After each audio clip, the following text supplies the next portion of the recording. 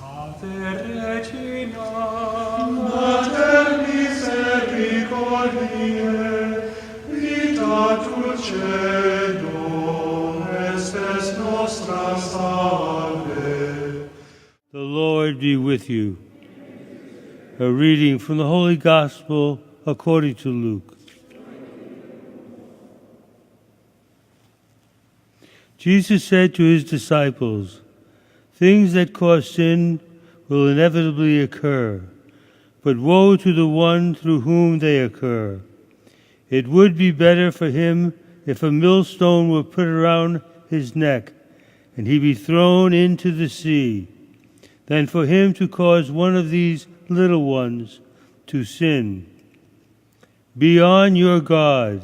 If your brother sins, rebuke him, and if he repents, forgive him. And if he wrongs you 7 times in one day, and returns to you 7 times saying, 'I am sorry,' you should forgive him." And the apostles said to the Lord, "Increase our faith." And the Lord replied, "If you had the faith the size of a mustard seed, you would say to this mulberry tree, 'Be uprooted and planted in the sea,' and it would obey you." The Gospel of the Lord. As we celebrate Veterans Day today, it's interesting that we have veterans because inevitably we have conflicts. And someone has to take charge and do something about that. Sometimes it requires defense, and sometimes it requires reconciliation, or both. And so we honor our veterans today. And having said that, in a similar way, Jesus tells his disciples, "Be on your guard." Why? And he throws this line out that strikes us really hard, especially today where there's this new wave of scandal in the church. He says, "Things that cause sin will inevitably arise." Wow. There's going to be sin in the church. That's what he's saying. And it's not going away, because we're a fallen people with a fallen nature. However, Jesus is about redeeming that fallen nature and that fallen people. And that's why he's here. If there was no sin that would inevitably arise, then Jesus wouldn't be necessary. And so there's going to be scandal and temptation, but Jesus warns this isn't an excuse for enabling someone into a behavior that's not proper. Rather, he says, woe to the one through whom these scandals occur. So he's, in a sense, he's kind of giving you a threatening statement. You better not, or else. Turn or burn. So he says, be on your guard. And what's his remedy? St. Paul brings us to the point here.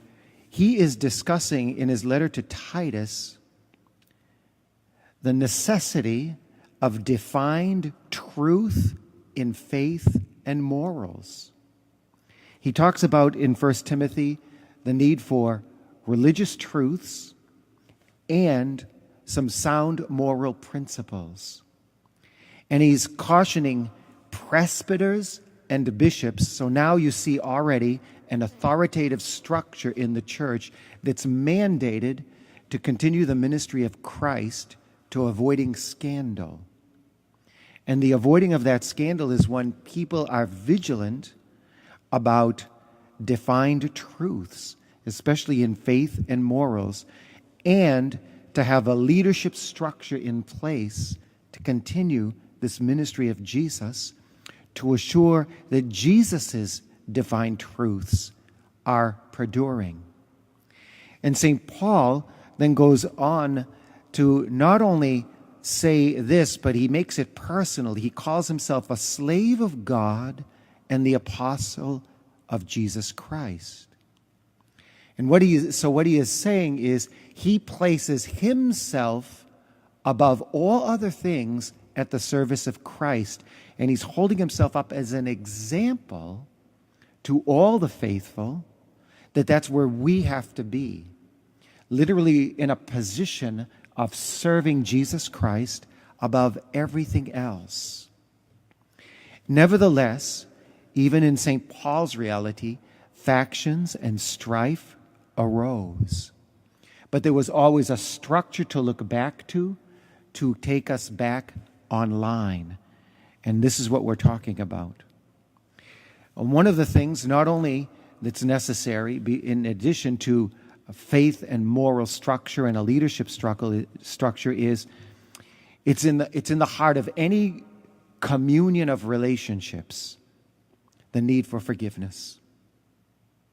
Again, it's our fallen nature that requires that.